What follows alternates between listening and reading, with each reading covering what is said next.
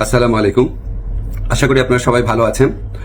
আপনারা সবাই জানেন যে সাংবাদিক সম্পাদক মাহমুদুর রহমান সাহেব উনি একটি মামলায় জামিন চাইতে গিয়েছিলেন, তারপর উনি কারাগারে আছেন। এই ঘটনা সবাইকে, আপনাদের অনেককে দুঃখ দিয়েছে, কাউকে ক্ষুব্ধ করেছে। আপনাদের কাছে মনে হয়েছে যে এরকম একটা ছাত্র জনতার বিপ্লবের পর আসা সরকার, এই সরকারের সময় কেন ফ্যাসিবাদ বিরোধী লড়াইয়ের অন্যতম অগ্রনায়ক মাহমুদুর রহমান ভাই কেন এখানে কারাগারে আছেন। তা আমি আপনাদেরকে একটু ব্যাখ্যা করি বিষয়টা। প্রথমেই বলে রাখি, আমি ওনাকে খুবই শ্রদ্ধা করি। এদেশে শেখ হাসিনার যে ফ্যাসিবাদী শাসন ছিল, সেটার বিরুদ্ধে যে লড়াইটা আমাদের, সেটা সূচনা করেছিলেন, বুদ্ধিবৃত্তিকভাবে তিনি সূচনা করেছিলেন, এবং এই জন্য ওনাকে প্রচণ্ড নিপীড়ন, নির্যাতন ভোগ করতে হয়েছে, যেটার সাথে মানে কোনো কিছুর তুলনা হয় না আর কি। তো উনাকে একটা অবিশ্বাস্য একটা চরম ভুয়া মামলায় ওনাকে ফ্যাসিস্ট শেখ হাসিনা সরকার ওনাকে শাস্তি দিয়েছিল। ট্রায়াল ইন অ্যাবসেন্সিয়া হয়েছিল, ওনারা বর্তমানে শাস্তি দিয়েছিল। অবিশ্বাস্য মামলা একটা, এবং এই মামলার মেরিট নিয়েও প্রশ্ন তোলা যেতে পারে। কিন্তু এই বিচার কার্যটা সম্পন্ন হয়ে গিয়েছিল এবং ওনাকে শাস্তি দেওয়া অলরেডি হয়ে গিয়েছিল। তো উনি যখন এখানে আপনার বাংলাদেশে আসলেন, আসার আগে কিছুদিন আগে ওনার স্ত্রী, আমাদের শ্রদ্ধেয় ভাবি, ওনার বিরুদ্ধেও একটা অত্যন্ত মানে অগ্রহণযোগ্য ভিত্তিহীন মামলা করা হয়েছিল। তো উনি সেই মামলাতে সাজা স্থগিত করে আপিল করার জন্য আবেদন করেছিলেন। এই আবেদন কিন্তু আইন মন্ত্রণালয় অর্থাৎ আমার কাছে আসে না, এটা যায় স্বরাষ্ট্র মন্ত্রণালয়ের কাছে। স্বরাষ্ট্র মন্ত্রণালয় যখন আমাদের অভিমত চেয়েছে, আমরা ইতিবাচকভাবে এটা দেখার জন্য জোর সুপারিশ করেছি।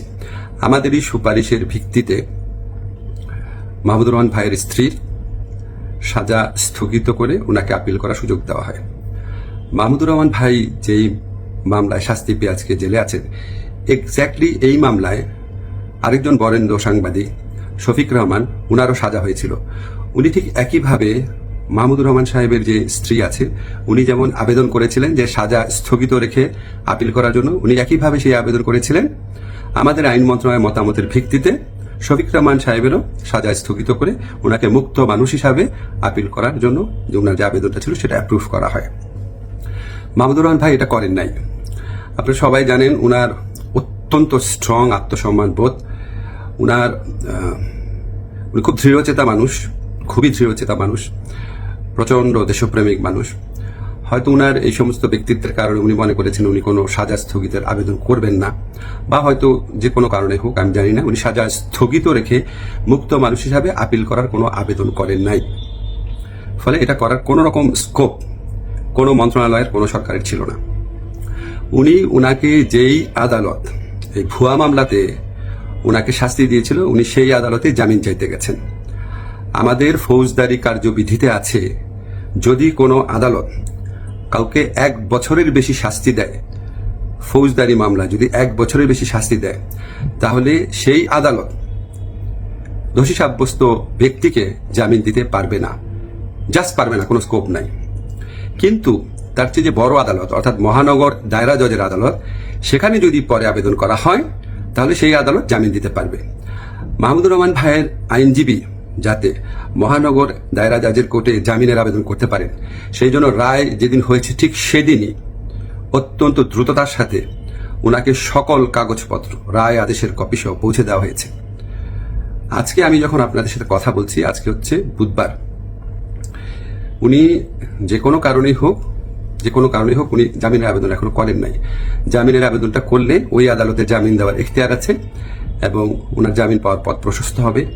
উনি মুক্তভাবে ওনার যে দেশপ্রেম থেকে, দায়িত্ববোধ থেকে, উনি ওনার সাংবাদিক হোক বা বুদ্ধিজীবী হোক বা ওপিনিয়ন মেকার হোক, উনি ওনার ভূমিকা পালন করতে পারবেন অচিরে, সে প্রত্যাশা করছি।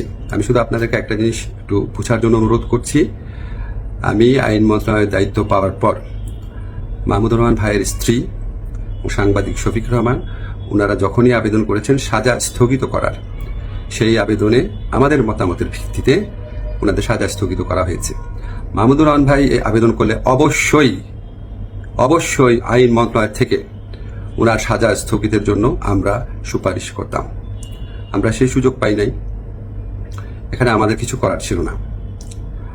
আমরা মনে করি যে মাহমুদুর রহমান ভাই উনি যত তাড়াতাড়ি, আমরা বলতে আমি নিজের কথা বলছি, যত তাড়াতাড়ি মুক্ত হয়ে আমাদের এই দেশ করার যুদ্ধে ওনার জায়গা থেকে নেতৃত্ব দিবেন, তত এটা দেশের জন্য মঙ্গলজনক। আমি আশা করব খুব দ্রুত ওনার জামিনের আবেদন করা হবে, যাতে ওনার জামিনের পথ প্রশস্ত হয়। সবাইকে ধন্যবাদ, ভালো থাকবেন।